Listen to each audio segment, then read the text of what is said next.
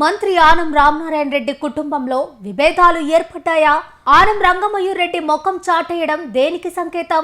బాబాయ్ ఆనం రామనారాయణ రెడ్డి ఆనం రంగమయూర్ రెడ్డికి హ్యాండ్ ఇచ్చారా అంటే అవుననే సమాధానం వస్తుంది. నెల్లూరు జిల్లాలో రాజకీయ కుటుంబాల్లో పేరెన్నిక కలది ఆనం కుటుంబం. గతంలో ఆ కుటుంబమంతా పార్టీలు వేరైనా ఒకే తాటిపైన నడవడం రివాజు. కీర్తిశేషులు ఆనం వివేకానంద రెడ్డి ఈ కుటుంబాన్ని ఏకం చేసి నడిపించేవాడు. తమ్ముడు రామనారాయణ రెడ్డి కోసం తనకు వచ్చే మంత్రి పదవి కూడా అవకాశం ఉంటే తన తమ్ముడికి ఇవ్వాలని చెప్పిన నేత కూడా ఆనం వివేకానే. ఇదంతా గత చరిత్ర.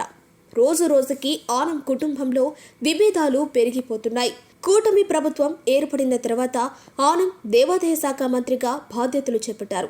ఆయన వెంటే ఆనం వివేకానంద రెడ్డి రెండో కుమారుడు ఆనం రంగమయూర్ రెడ్డి నడిచాడు. ఆనం వైసీపీ నుంచి టీడీపీలో చేరుతున్న సందర్భంగా కూడా బాబాయ్ వెంటే రంగమయూర్ టీడీపీ తీర్థం పుచ్చుకున్నారు. గత అసెంబ్లీ ఎన్నికల్లో ఆత్మకూరు నియోజకవర్గంలో రామనారాయణ రెడ్డి గెలుపు కోసం తన వంతు కృషి చేశారు. రామనారాయణ రెడ్డి తర్వాత ఆనం వారసత్వం తనకే వస్తుందని భావించారు. ఇటీవల కాలంలో ఆనం రంగమయూర్ రెడ్డి బాబాయ్ రామనారాయణ రెడ్డి వెంట కనిపించడం లేదు. ప్రభుత్వ, ప్రైవేటు కార్యక్రమాల్లో రంగమయూర్ అడ్రస్ ఎక్కడ వెతికినా కానరావటం లేదని వివేక అభిమానులు ఆరా తీస్తుంటే కొన్ని ఆసక్తికరమైన పరిణామాలు వెలుగులోకి వచ్చాయి. ఆనం రామనారాయణ రెడ్డి కుమార్తె ఆనం కైవల్యారెడ్డిని బాబాయ్ ప్రమోట్ చేసుకోవటాన్ని రంగమయూర్ రెడ్డి జీర్ణించుకోలేకపోతున్నారట. తాను ఆనం వివేకానంద రెడ్డి వారసుడిగా రాజకీయాలు నెరపాలనుకుంటే బాబాయ్ తనకు అవకాశం ఇవ్వటం లేదని రంగమయూర్ రెడ్డి వాపోతున్నారట. అందుకే తాను పార్టీకి దూరంగా ఉంటున్నారని చెప్తున్నారట. ఇటీవల కాలంలో ఆత్మకూరు నియోజకవర్గంలో కానీ నెల్లూరు జిల్లాలో కానీ బాబాయ్ ఆనం రామనారాయణ రెడ్డి వెనుక రంగమయూర్ రెడ్డి ఎక్కడా కనిపించడం లేదు.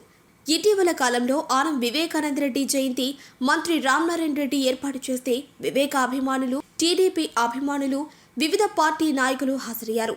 అసలు ఆనం వివేకా కుమారుడు ఏసీ సుబ్బారెడ్డి గత 7 ఏళ్లుగా బాబాయ్ రామనారాయణ రెడ్డికి దూరంగా ఉంటూ వచ్చారు. ఇటీవల కాలంలో వివేక జయంతికి రెండో కుమారుడు ఆనం రంగమయూర్ రెడ్డి డుమ్మా కొట్టారు. ఇదేంటని పలువురు ప్రశ్నిస్తే తనకు పిలిపే లేదని వాపోయారట. ఇప్పటికీ ఆనం వివేకానంద రెడ్డి కుమారుడు ఏసీ సుబ్బారెడ్డి, రంగమయూర్ రెడ్డి ఇద్దరు బాబాయ్ మంత్రి ఆనం రామనారాయణ రెడ్డికి దూరమైనట్టు తెలుస్తోంది.